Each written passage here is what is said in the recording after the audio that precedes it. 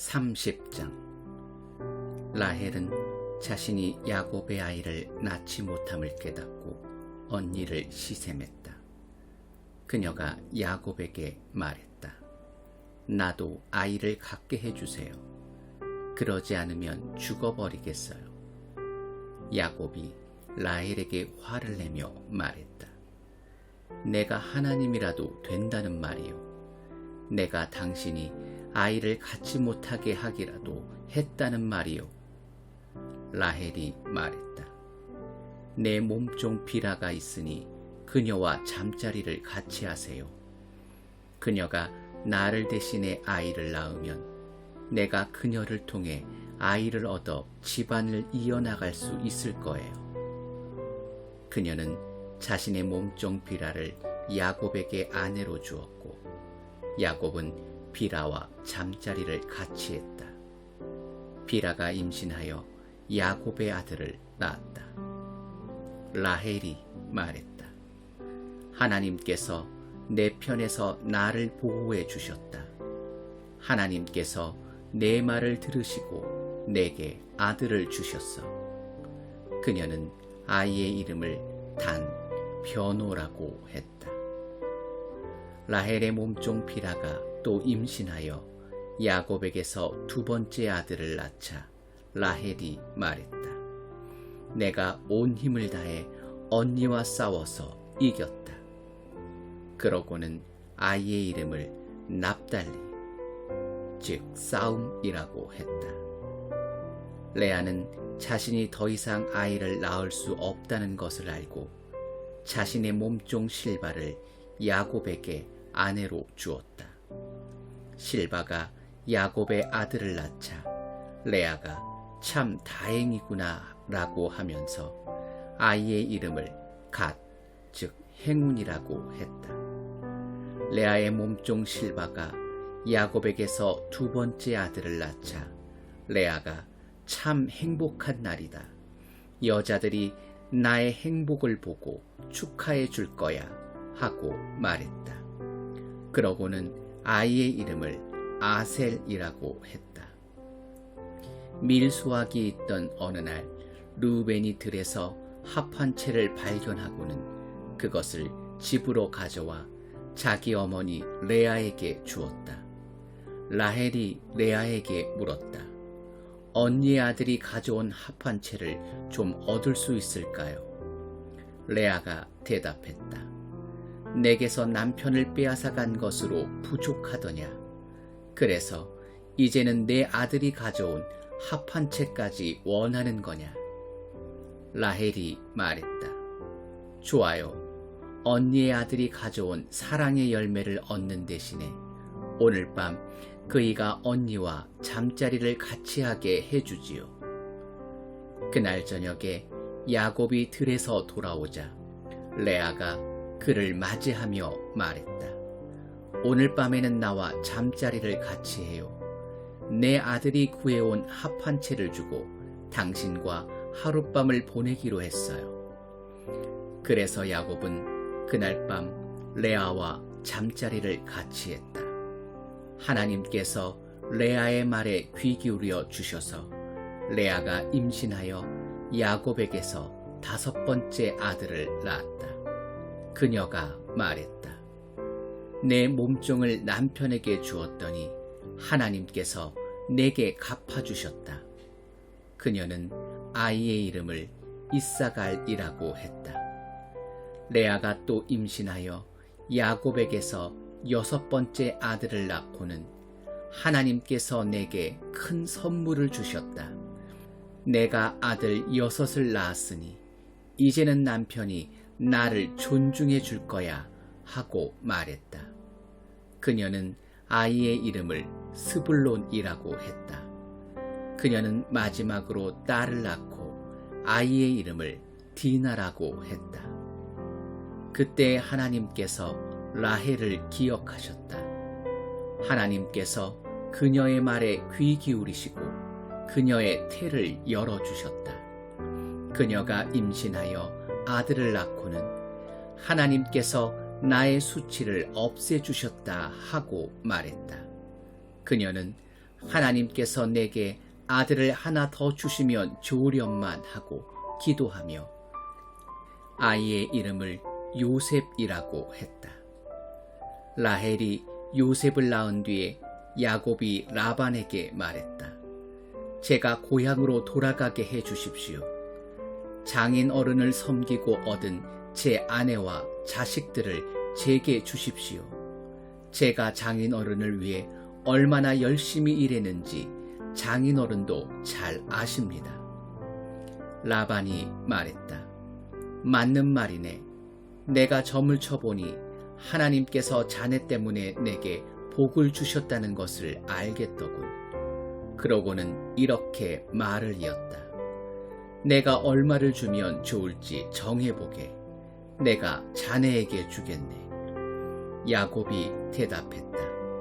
제가 한 일이 장인어른께 얼마나 가치가 있었는지 제가 장인어른의 가축을 돌보는 동안 가축이 얼마나 불어났는지 장인어른도 잘 아십니다.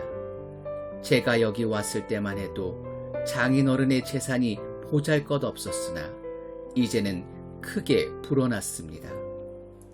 제가 한 모든 일이 장인어른께는 복이 되었습니다.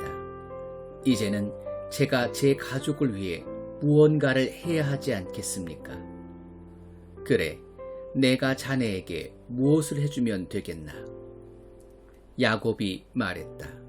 아무것도 해주지 않으셔도 됩니다. 다만 이렇게 하면 어떻겠습니까? 제가 목장으로 돌아가서 장인어른의 가축들을 돌보겠습니다. 오늘 모든 가축들을 샅샅이 살펴서 얼룩지거나 점이 있는 양과 검은 새끼 양과 점이 있거나 얼룩진 염소들을 골라내십시오. 그것들이 제 품삯이 될 것입니다. 그리하면 장인어른께서 제 품삯을 조사하실 때 저의 정직함을 확인하실 수 있을 것입니다. 장인어른께서 얼룩지지 않고 점이 없는 염소나 검지 않은 것을 발견하시면 제가 그것을 훔친 것으로 아셔도 좋습니다. 라반이 말했다.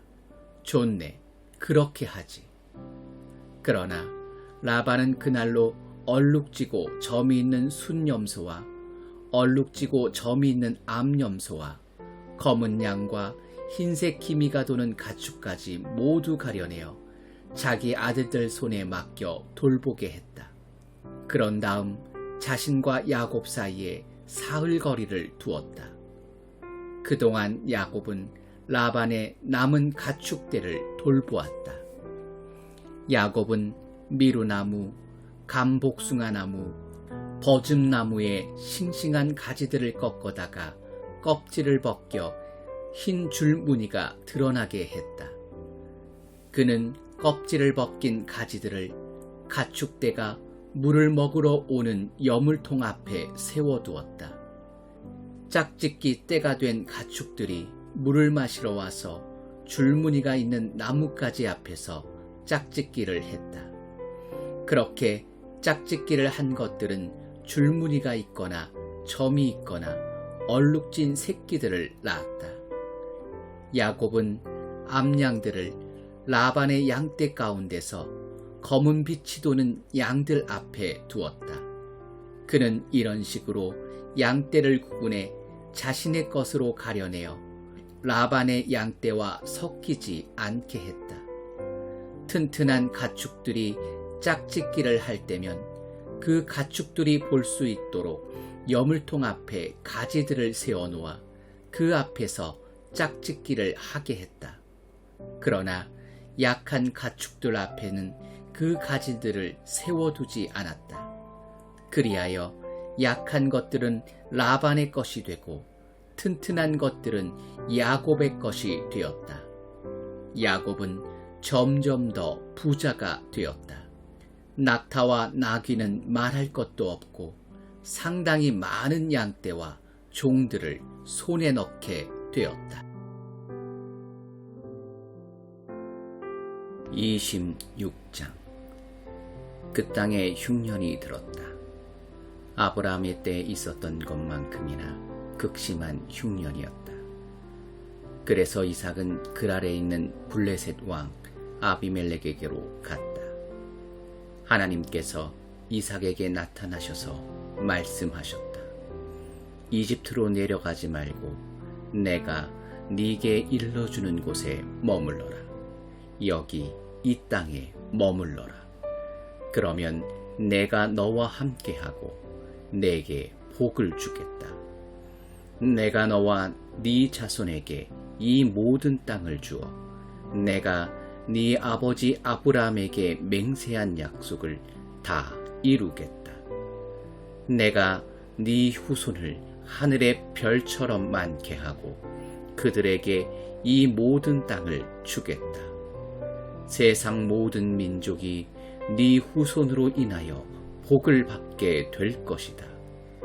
그것은 아브라함이 나의 부름에 순종하고 나의 명령 곧 나의 계명과 나의 규례와 나의 가르침을 따랐기 때문이다. 그래서 이삭은 그랄에 머물렀다.